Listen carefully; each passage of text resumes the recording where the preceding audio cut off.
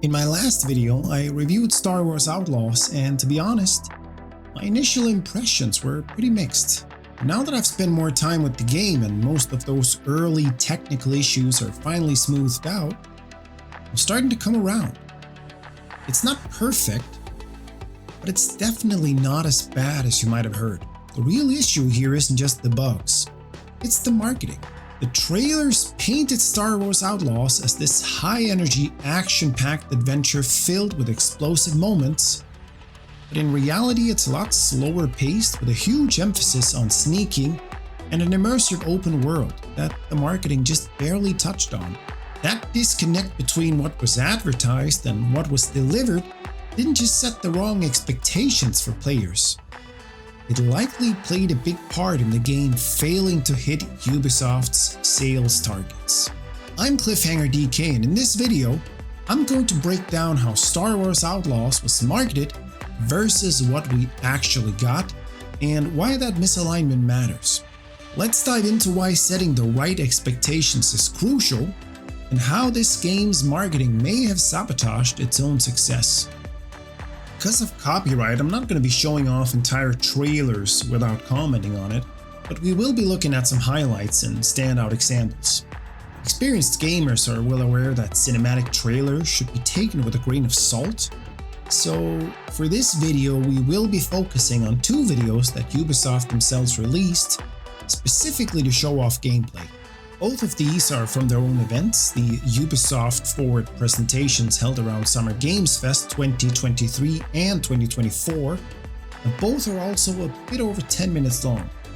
So, with just these two presentations, Ubisoft decided to put the words Gameplay Showcase and Gameplay Walkthrough into the titles of the videos on YouTube.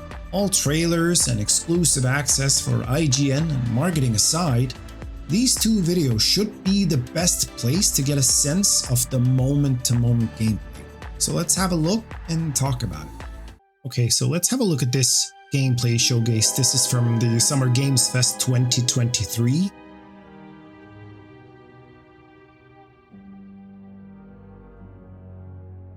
Work in progress. Okay, I'm going to be skipping ahead a bit here. Let's take this off. Okay. Ah, all right. See, I like this. So already quite early in the trailer, actually, we're going to be seeing some sneaking. How long does... There we get to use Nyx. All right, fair. Sneaking. Oh, shit. Okay. Actually, that's pretty early. Huh. So that's a bit surprising because actually sneaking is a huge part of this game. And I would say that, I mean, like every main mission that you do for the first few hours, or even side missions, whenever you have to go somewhere, infiltrate something that's not abandoned, you're going to be starting the game by sneaking. Of course, that can go wrong. That's what they're showing here. And now we're going to get some combat. But I feel like combat is a very weak part of the game. And so, of course, you should show that off. You have the blasters and... But I wouldn't spend too much... Yeah... I mean, it happens. And then she tosses the weapon away immediately, which is also very true. She throws away every single weapon. Now there's a chase. This also happened. So actually, with sneaking being such a big part of this game, what was that? Like a minute? A minute 30? It's not a lot. And some... As a broker, not a friend. Yeah. Okay, so we're having some atmosphere building here. Totally fair. And actually that is a big component of the game that's quite good. That's the atmosphere and the Star Wars feel. And now we're... Yeah, no kidding. Okay, we're going into space. We're showing off space combat. Anywhere we want. And then we're ending the gameplay showcase with a highlight reel. So Ubisoft here, they had 10 minutes to really give proper expectations. I mean, this is the first gameplay showcase, and this was from 2023. Of course, they want to show off what the game actually is and show off different features. I think that's totally fair. But actually, I'm secretly hoping... Of course, I've seen these ahead of time, but I'm secretly hoping that the last gameplay showcase from this year, a few months ago, that's going to give us a lot more sneaking, because basically the sneaking and the world building is the game. Hey, new Okay, so this is the arcade machines. at the top, No, where it should be. that's totally fair. That's in the game. That's quite good. I mean, guys, again, none of these trailers are... I don't feel like they're misleading. Hello everyone, I'm Matthias Carlson. Oh, we have a voiceover. Massive Entertainment. Today, we'll show you a different type of adventure. And as we journey across multiple systems, we will come across many opportunities for a scoundrel. In Star Wars Opportunities Outlaws, nearby. one of your motivations for exploration is to find the... Okay, so we have some ability systems here. Okay, that's totally fair. I think what I really like, actually, the ability systems are quite good. So you don't have the traditional upgrade tree where you gain XP and then you unlock a skill, but actually you get your skills from experts and by meeting certain requirements. So that kind of opens up the upgrade tree a bit more. So that's quite nice. I think it's a bit of a divisive choice. It's definitely different. And I'm always for experimentation. I'm never against it unless it's eerily bad. But in this game, it's quite good. They're trying something new and it's not bad. So I appreciate that. Let's see the trailer here. Some more atmosphere building. It used to be a refueling station that now acts as a trade hub for illegal contraband. Merchants are often affiliated with the corrupt officials. Need your name. Hey, Andy. Hi, Kay. Okay, so we're 2 minutes in. We haven't really seen anything yet, aside from some world building. I guess that's okay. I would have seen a bit more, like to have seen a bit more gameplay, but sure. On board the Trailblazer. I'm coming to help. Some space combat that goes on for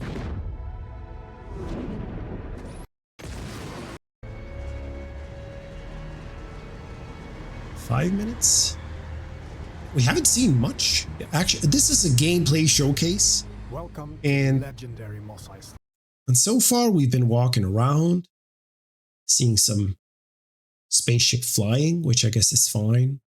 Most of Tatooine's economy is under their control. Some more atmosphere even though the building. increased Imperial presence has been hurting their business. But first, we need to pick up the trail of our expert gunslinger. The best place to start is the cantina.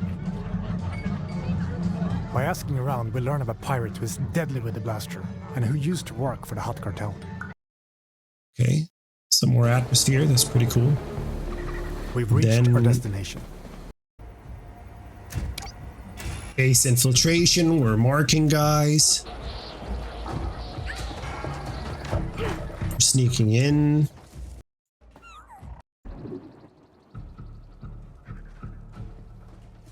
When did that start? That was like 6-7 minutes in. All right, let's... Wait, Quint. That sheriff... from Some where are you- hacking. We're in trouble, pal. And we're in combat.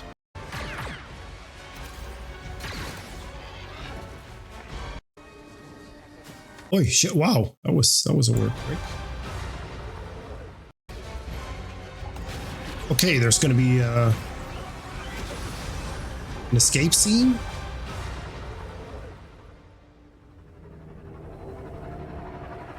Huh. That doesn't really happen, you know? Learn new blaster skills, upgrade your speeder. And then the last minute again with the highlight reel. Okay, so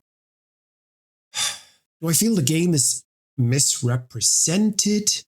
I mean, I feel like the marketing, now mind you, off screen, I've actually looked at some of the cinematic trailers they've had. Those have almost no sneaking at all. And here we kind of see it, but we really don't because it's less than a minute. And I feel like if they had spent more time actually showing that, hey, this is a Star Wars game, you're a scoundrel, so there's a lot of sneaking, fighting is an option, but it's definitely not the highlight of the game because as I said earlier, whenever you pick up a weapon and you have to climb a ladder or climb your speeder or do anything, Kay will actually throw the weapon away, which feels very limiting. So having that balanced against showing all this cool gunplay, it's kind of a misrepresentation, I'd say. It's kind of a misrepresentation. Other than that, I feel like they kind of dropped the ball a bit with their lead character. Kay is okay, but I would really have liked that we've had someone that's a bit more mature, a bit more established. Not an origin story, but maybe a redemption arc. So we're not super powerless going in. Of course, there's still room to upgrade, but someone who's a bit more capable when it comes to the fighting, at least. That would have been very cool. Another thing I think that's really interesting to see is how this affected the stock price. Wow, this is bad. This is not good, guys. Okay, so let's see. Currently, the Ubisoft stock is trading at 13.04 euros. And last time we were that low. That's it's 10 years ago. The stock hasn't been this bad for 10 years. I think like this really just goes to show how messaging is a big part, because okay, on one hand you have like the sales and the public perception. The game, from what I've seen online, has gotten a lot of 7s and divisive reviews. But I also know that considering how new the game is and how much time is left and how much the game could catch up, I think it did like 5 million in sales. This is a licensed Star Wars game. And when you just walk around the world, like the game, man, it just looks expensive. And is that going to be covered by 5 million in sales? I mean, I don't know. But I think the messaging from Ubisoft here could have been, hey, the game is selling great. We already have 5 million units sold. Thank you so much for the support. And we're looking to improve the game as we go along. I think that messaging, that could have taken it a bit, that could have been a bit better and definitely less dystopian. Because as it is right now, like, Assassin's Creed Shadows, man, I hope it delivers. I'm excited. Honestly, personally, I'm excited for that game. I hope they deliver. I think that with the seasons and the setting, those two things alone, with the engine we have in Valhalla and the story that I at least kind of care about, it could be a banger. Okay, let's look at some average reviews. Metascore, critics 76, user reviews 50. Well, not 55, 5.5 out of 10. Okay. Man, that's, well, you know how it is with these online things. That's based on almost 1900. Let's have a look. Boy, that's not good. I think people, when they review these, they have a tendency to over-exaggerate because it's definitely, it's not a 10. I'm sorry. It's not a 10. Wow, this is probably one of the worst Star Wars games I've ever played. Honestly, kills me because it had so much potential. I don't know how young this person is, but it's definitely not one of the worst Star Wars games out there. 8s and 9s. I guess the 8 is fair. I could see an 8. I could see a 6 as well. I wish I had listened to the bad reviews. It's awful. I'm so bored. The missions are a snooze fest. So boring, and it just keeps getting worse. I mean, come on, it's not that bad. Like, what's the there was a King Kong game recently, like that was bad. A giant ape game that doesn't even care enough about what it's doing to make the ape feel giant.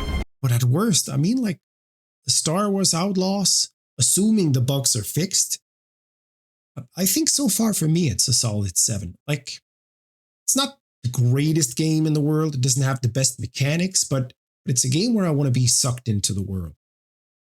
So definitely very divisive. I think that given enough time, I think maybe they could turn perception around. But as it's looking right now, probably not going to get a sequel, actually. And that kind of kills me because I think a sequel with a capable Kay Vess now that's interesting. I'd be excited for that. So what is quite clear is that a lot of people are very disappointed in the game. Both gamers, investors, and even internally in Ubisoft itself. I honestly think that given enough time, when the game is running better, and when all the DLC is out and we're a bit removed from the controversy, in 4 to 5 years, people could be speaking fondly of the game. Now hold on, don't click away from the video just yet. Give me a chance to explain. What's happening to Star Wars Outlaws right now actually happened to another game in 2015. It was a licensed property, it was combining tried and true mechanics that were overused for its time, and it had a great atmosphere and world building. Have you guessed what it is? It's Mad Max from 2015. I did a video on it recently, and I really think the building blocks are here for a cult classic hit in 5-ish years. All of this assumes that Ubisoft fixes the bugs in the game, of course. Well, now we're at a point where I'm super interested in your opinion. Do you think I'm way off and the game will just kind of vanish into obscurity? Or are you one of the die-hard fans I'm seeing on Reddit and Metacritic defending the game? I'm still a bit on the fence, but right now I feel like this is a game I will dig out once in a while, just to take a break from YouTube or multiplayer games and really, get sucked into a world. Since you're here anyways, a thumbs up would mean the world to me. And if you want more, well, you could always jump into the review I did on the game, linked right here, or click the logo for more of my videos. See you in the next one.